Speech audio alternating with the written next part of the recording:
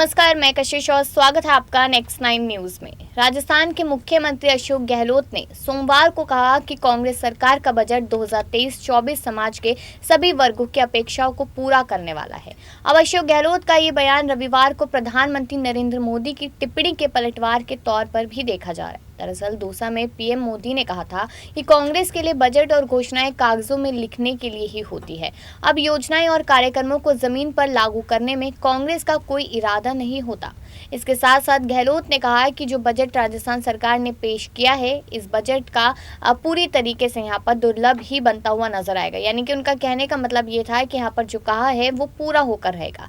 अब सीएम ने सुझाव दिया कि केंद्रीय वित्त मंत्री निर्मला सीतारमण को कांग्रेस और राजस्थान के बजट का अध्ययन करना जरूरी है, ये बात उन्होंने कही। अब गौरतलब है कि मुख्यमंत्री सीएम गहलोत ने बजट भाषण के दौरान कुछ अंश पिछले बजट के पढ़ दिए थे। अब इस घटना की ओर इशारा करते हुए रविवार को प्रधानमंत्री मोदी ने दौसा में एक जनसभा में कांग्रेस पार्टी पर कटाक्ष भी किया था।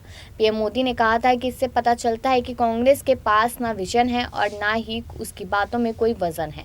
अब इस पर गहलोत ने पलटवार करते हुए सोमवार को कहा कि मैं बजट की कॉपी प्रधानमंत्री को भेज सकता हूं और इसे वित्त मंत्री निर्मला सीतारमण को भी भेज सकते हैं और उन्हें पता चलेगा कि हमारा बजट एक मॉडल बजट के रूप में है। मुख्यमंत्री आगे कहते हैं कि हमने सभी वर्गों, सभी परिवारों का ध्यान रखा है। मैं दावा कर सकता हूं कि ऐसा बजट बनना दुर्लभ है।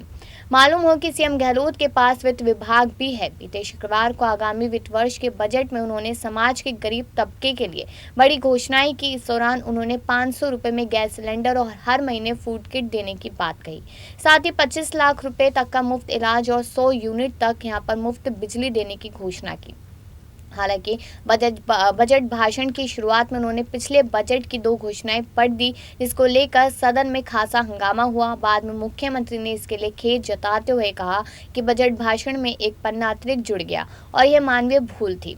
अब पीएम मोदी ने कांग्रेस पर देश के सैनिकों के शौर्य को कम आंकने का आरोप लगाते हुए कहा कि कांग्रेस सरकारों ने इस डर में सीमावर्ती इलाकों में विकास नहीं करवाया कि कहीं उनकी बनाई नई सड़कों का इस्तेमाल दुश्मन ना कर ले।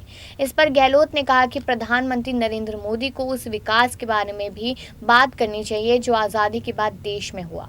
गहलोत का दावा है कि भारत में जो भी विकास हुआ है वैसे पूर्व की कांग्रेस सरकारों की वजह से हुआ। राज्य में इस साल के आखिर में विधानसभा चुनाव होने हैं। अशोक गहलोत कई बार दावा कर चुके हैं कि राजस्थान में कांग्रेस की सरकार दोबारा बनेगी। इसके आधार के बारे में पूछे जाने पर गहलोत ने कहा कि उनकी सरकार द्वारा दिए गए सुशासन का लोगों पर अच्छा प्रभाव पड़ा है और इसलिए उन्हें लगता है कि जनता एक बार फिर कांग्रेस पार्टी को जनादेश देगी।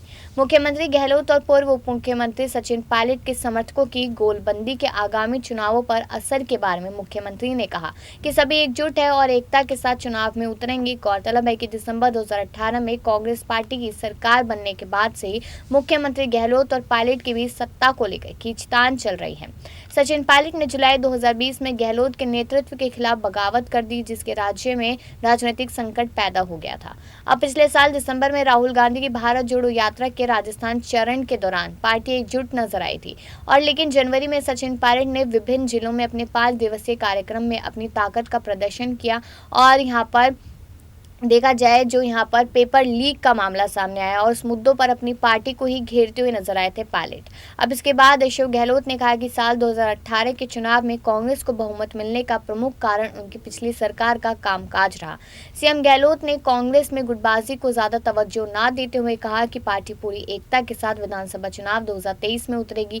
सीएम ने कहा कि सभी नेताओं के प्रयास में पार्टी को राज्य में अपनी सत्ता बरकरार रखने में मदद भी मिलती नजर आएगी।